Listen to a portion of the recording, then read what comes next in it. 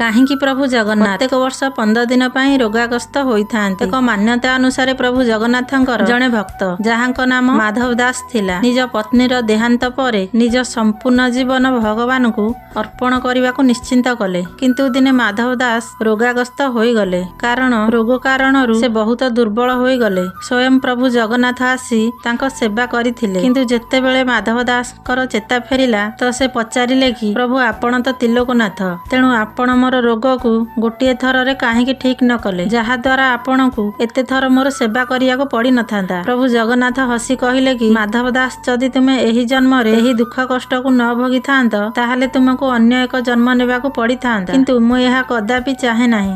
ଏବେ ମଧ୍ୟ ଆହୁରି 15 ଦିନ ରହିଛି, କିନ୍ତୁ ମୁଁ ତୁମର ସେହି ପୀଡ଼ାକୁ ମୋ ଉପରକୁ ନେଉଛି। ସେଥିପାଇଁ ପ୍ରଭୁ ଜଗନ୍ନାଥ ପ୍ରତ୍ୟେକ ବର୍ଷ 15 ଦିନ ପାଇଁ ରୋଗାଗ୍ରସ୍ତ ହୋଇଥାନ୍ତି। ଭିଡ଼ିଓ ଗୋଟେ ଲାଇକ୍ କରି ଭକ୍ତିରେ ଜୟ ଜଗନ୍ନାଥ ଅବଶ୍ୟ ଲେଖିଦେବେ।